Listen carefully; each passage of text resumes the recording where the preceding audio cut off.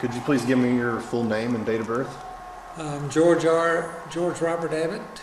I was born March the 2nd, 1933. Okay. And when did you enter the military service? December 1951. Okay. And where did you take basic training or boot camp? Montgomery, Wichita Falls, Texas. Okay. What do you remember the most about your basic training? The AeroMed training, the school that I went through for AeroMed Okay. evacuation. Is there a part of your basic training that was the hardest, would you say? What was the hardest part for you? Not really, because I'm from a military family. My father spent a few years in the Air Force, and so we were with him part of the time. Okay. While you were there in basic training, did you meet anybody that you kind of became friends with? Well, no, not that I've met since. Okay. And once you got done with basic training, where did you go from there? To AeroMed School in Gunner, Montgomery, Alabama, Maxwell Air Force Base. Okay. In Alabama? Okay. And what did you do after that? Was transferred to Maxwell Air Force Base in Springfield, Massachusetts.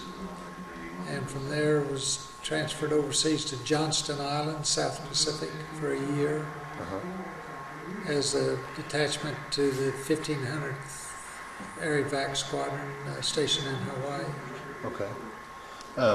What was your job? Mostly in the hospital, worked in the hospital. Okay. Can you tell me what a typical day was like for you? Got up and cleaned up your area so it passed inspection for that day. Went to work in the hospital. I worked in the outpatient clinic, worked in the emergency room, worked in OB, GYN, worked in several different departments in the hospital. What was your rank? AE8. I was the first sergeant of our hospital for several years. Okay. Okay. Can you tell me some of your most memorable experiences during that time?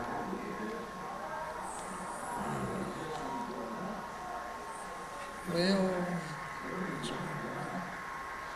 the number of immunizations we gave, for one thing. Yeah. During the recall of 1960 for Vietnam, our hospital unit was responsible for all the physicals and immunizations that were given. Really? Okay. Which was quite a number. And where were you stationed at during 1960? Do you remember? Richards Cabower, Kansas City. Okay. How were the living conditions? Well, part of the time was Holiday Inn, so you can't do much better. Oh, really? Okay. Okay. During your service time, what did you do to kind of relax or just have fun when you had free time? Played softball, went bowling, played golf. Okay. While you were away from home, were you able to stay in touch with your family? Yes. Yes. And how did you do that? Well, this first time I wasn't married, but my family lived in Olathe. Just came home on leave there. In Vietnam, 1960, I was married and lived at home. Okay. Did you receive any medals or citations or anything? Yes, but I don't remember what they were. Nothing outstanding. Okay. Our unit received 442nd received medals. Okay. And ribbons. I've got several, but I don't remember what they are. Okay. You said that you had been transferred to the South Pacific. Where did you go from there? Well, Hawaii, and then as a detachment, Johnston Island, South Pacific. It's 732 aeronautical miles west of Hawaii. Okay. It's a little strip a mile long, quarter of a mile wide, and 3 foot high off the water. Okay. And you were there for about a year, you A said? year. Okay. And then after that, where did you go from there? Back to Montgomery, Alabama for Uh-huh. discharge. I was in Montgomery for about 8 months. Okay. I was discharged from active duty and remained on active reserves Uh-huh. until recall in 1960. Okay.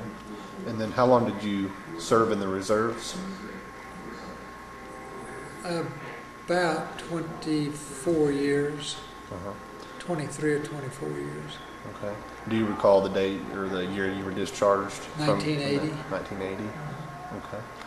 And so once you were discharged from the reserves, did you go back home, or where did you go from there? Well, I had been to school by that time, received a master's in mortuary science from the University of Kansas in Kansas City, Uh-huh. and went to work for a funeral home in Olathe. Okay.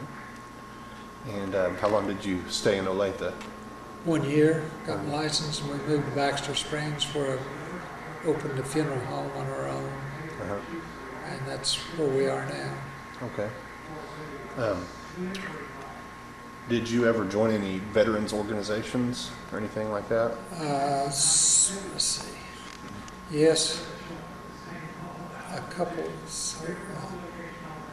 Can't think of the name of them right now. Sergeants Association. Okay.